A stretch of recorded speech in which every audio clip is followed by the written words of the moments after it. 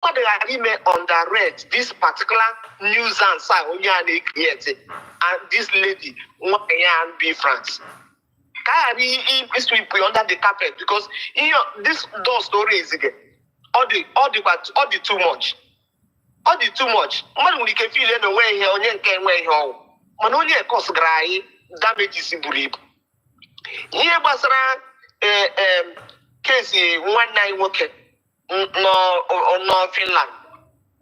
You know, who PMI. Here, that didn't get so chuck. You know, here go to Iban Shagaga. And here Zoo. Here now we hear there. All now within us. Again, when they got why all the very worrisome, honestly. For me, the thing needs to stop, you know, which question, all the very abnormal. Just because this lady a position, and here position, they don't hold the swear that Niaga has started by all means, which I know Oga has succeeded, but Onyege Omega affect what we are doing, even though she won't succeed, but Omega affect. Therefore, I am in that all I think all point DPMI gave you consider what lawsuit, because by the time they deal with one person, the rest time will here. Then no matter we can matter that you address somebody that is the right way, even though that you still say what you want to say, but address that person in the right way with the person's right name, not just nicknaming the person. You know that she can only get one. You know, nature now we have na zoo. You know, I know na zoo. Here get internationally.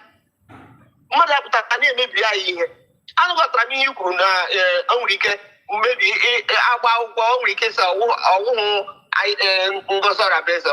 but then check here comments or the first one mirage of it. Then you will see everyone may address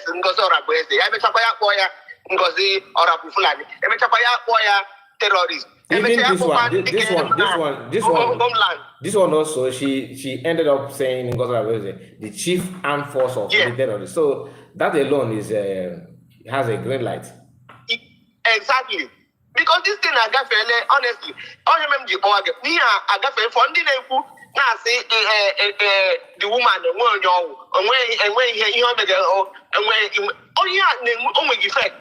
when effect this lady aware to put this thing naga because here as an position only trying to be here.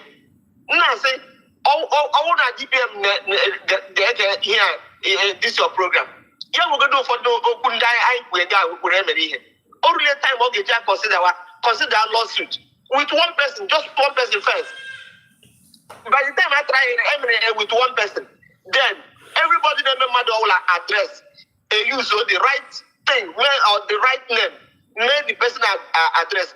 Tell the person here where but don't come and alter the person's name or add something stupid to the person's name or can you imagine? When the thing